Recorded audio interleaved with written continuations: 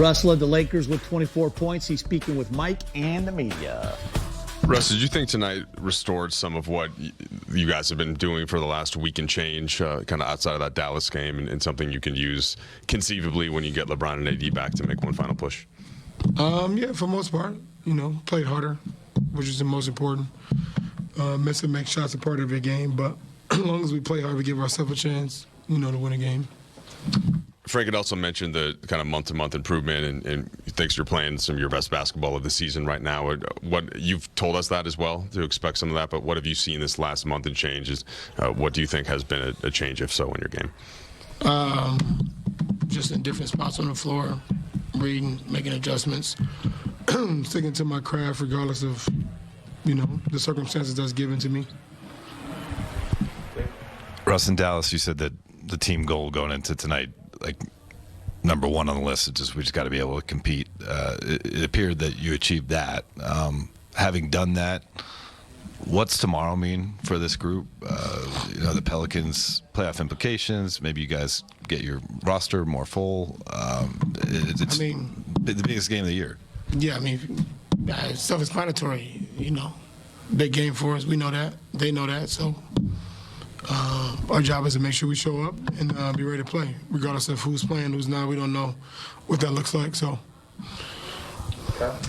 Russ, I know that you guys have commonly said if you're fully healthy, you believe that you have a chance against anybody, especially in a single game situation. But how much of that, getting that single game, do you think is predicated on getting healthy and getting LeBron and AD back before the end of the season? There's a lot of ifs and maybes and what ifs. I'm a big believer in just playing the cards you dealt. So whatever we have going into the game is what we have, and we go from there. Russ, kind of a two-part question for you and your teammates. What's been the mental toll of the inconsistency this year? I think tonight is lineup number 37 to start, which is, that's a big number for almost half your games. It's a new starting lineup. What's been the toll of that? Just all of this change?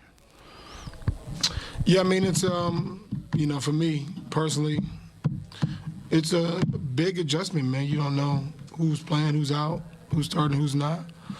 Not something that I'm not accustomed to, but like I said, I make no excuses. My own, whatever it is, and play whoever's playing and try to make the best out of it.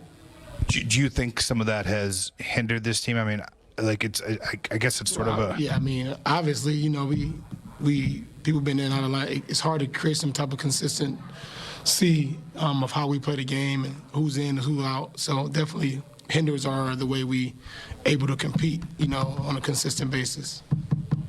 Russ, I'm just noticing your eye looks a little bruised up, your fingers are taped up. Did both those things happen tonight? Nah, I woke up like this. I don't know what happened. But yeah, this happened. A couple games in my hand, but it's all good. Friday, the Lakers take on the Pelicans at home. Game time is at 7:30.